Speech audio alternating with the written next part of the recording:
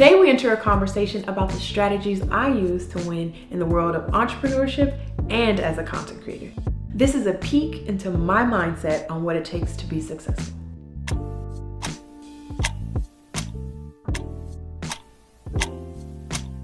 What's the biggest issue that you've seen in the past when it comes to influencers trying to level up in their career? 11 years, and I think I've seen the same thing happening over and over, and it's mindset. So many influencers are really focused on creating the perfect feed, having the perfect photos, having the perfect videos, and that strive for perfection is really attacking their self-esteem and their, enthusiasm as it relates to content creation. I think if most influencers really took a step back and tried to focus on finding their voice and understanding their message, more so than creating the perfect type of content that's going to spike engagement or resonate with said audience, they would have a much more happy life as well as a much more successful career. But I think one of the biggest challenges is that most people equate finding their voice with perpetuity. This is my voice forever versus this is my voice today and it might change tomorrow. I think if people allowed themselves a little bit more flexibility and wiggle room to grow and evolve and change, their content would resonate naturally with more people because we're ever evolving, right?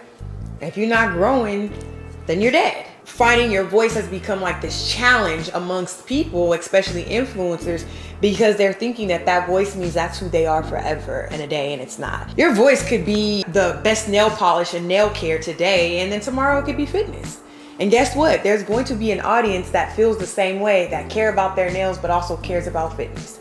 Your voice today could be about cooking vegan food, and tomorrow you could decide you want to be, a pescatarian, and now you're switching. But people are so afraid to provide themselves flexibility because they're judging other people for changing and evolving. Oh, you said you were this way yesterday and now you're this way today. And that judgment of other people trickles backwards on themselves, and now they're judging themselves for wanting to change and evolve, which scares them. So here we go. We're not providing that room for growth. We're not giving ourselves the love and care and nurture that we need to continue to grow and expand because we're judging ourselves. And we're judging ourselves because we're judging other people. No one's finding their voice. No one's finding their voice, so no one has a true, authentic message because they're not standing in who they are. So can you go into more detail about authenticity? How it relates to influencers. What do you mean by that? I equate authenticity with definitions. We all know what a dictionary is. We all know what definitions of words are. But when we think about being taught definitions, you're always taught the definition of a word based on someone else's definition. I think as people, a lot of times we stick to what we were taught in grade school, right? This is the definition of a word. Society dictates the definition of a word. And so then we naturally start to live our lives based off of the definition of words based on society. As women, we think about beauty in the way that society thinks about beauty. We never really take time to ourselves to sit down and say, how do I define beauty? What is beauty to me?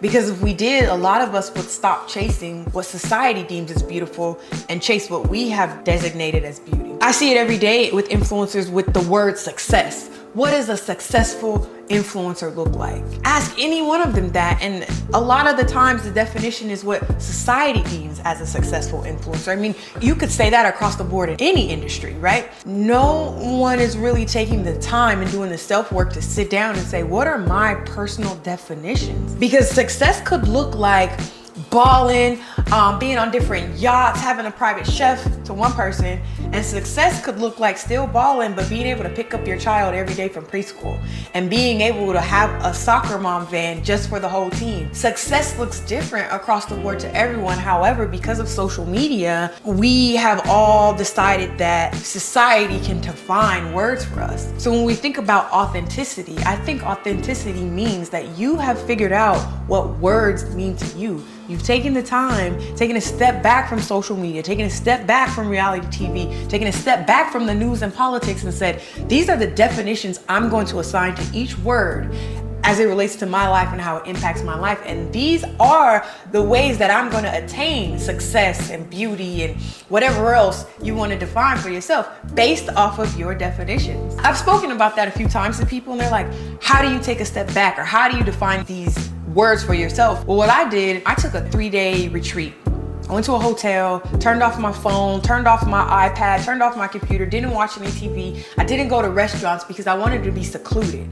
And so for 48 hours, I had no interaction with the outside world, which immediately started to allow me to get into my own mind, into my own thoughts. And I was really in a state of prayer and meditation, talking to my God, talking to, my higher spirits, everything that relates to me, questioning. I started to journal a lot, and I really started to write down these keywords in my life. And I said, what does that look like to me? And in that moment, when anything popped up in my head visually, I wrote it down. I didn't try to combat my brain. I didn't say, that's not really true success, or no, that's not really beauty, or no, that's not really what a woman should be. I just flowed, and I created these solid definitions for myself, and I began to operate my life like that. And then I was able to really step into who I am, and I was authentic. Because I took the time to define definitions, which then defined my life, which now I'm able to operate as my authentic true self.